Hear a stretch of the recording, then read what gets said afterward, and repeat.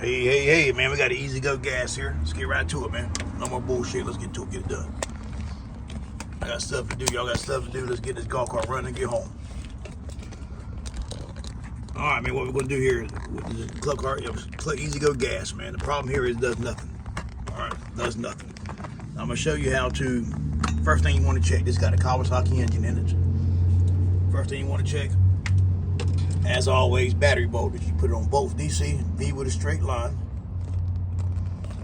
It's going to be the V right here with a straight, because it's a gas cart.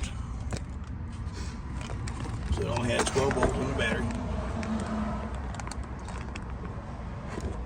Like I said, man, I've always told you this before. I don't care if you just put the battery in or what you do. Always check battery voltage. All right. Black lead on main negative. Red lead on the main positive. Turn your key on. Now, if you have halogen lights, you could turn the lights on, because halogen lights will tell you if the battery's dead, because they draw more power than the LEDs. If you have LEDs, don't even bother turning them on, man, unless the battery's completely dead, because they work off 3, 4, 5 volts. All right, man, I got the key on, got it in forward, hit the gas. I have nothing. All right. Now this is the next test you want to do. Put the leave the black lead on the main negative. This here going to tell you if the fuse is bad or the connections are bad or what. If you look back here on the back of your reverse buzzer, you have a wire that connects 2 into 1, a red and white and a red. This is your main power wire here. All right, so when I touch it to it, I have battery voltage. If you don't have battery voltage there, take the cover up beside the battery, which is that cover right there, because there's a fuse under there that's bad, or you got a bad wire.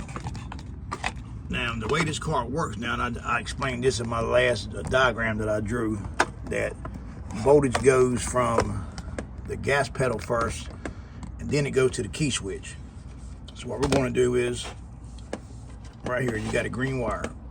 All right.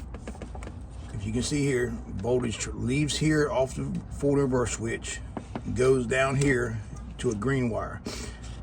All right. Excuse me, go to a red wire, to the micro switch in the floorboard, and then it comes back on a green wire, which from there goes to the key switch. So what we're going to do is check it and see if we have any voltage coming out the pedal. So I have a voltmeter right there. I have this inside the green wire. I'm gonna hit the gas. All right, I have voltage. I'm gonna let go of the gas. No voltage. Hit the gas, have voltage. All right, so that tells me right there that I either have a bad wire from here to the key switch, or the key switch itself is bad.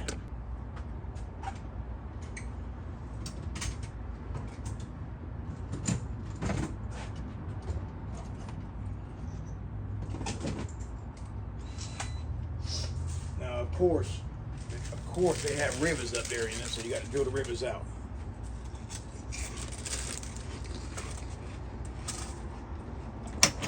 If you have rivets, don't use nothing bigger than a 3/16, or you have to go with a bigger rivet. So right now, I'm just going to drill the head out. Got that one out. Come back here.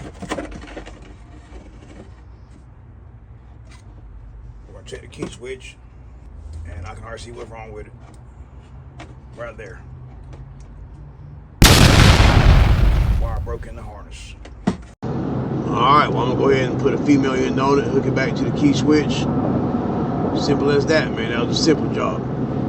Need something hard to come in, man, so I can show y'all some more details. But do me a favor, man. Watch some more of my videos if you need to go in deeper in depth in troubleshooting gas carts. On my page, I have one that troubleshoots everything on an EZGO Robbins engine, EZGO Kawasaki, club car gas, club car electric, EZGO electric, whatever you want to watch, man. If you just want to watch and just learn, power to you, man. Become the whisperer yourself. Stay tuned, man. I always post. Take it easy, fellas and ladies. You don't have a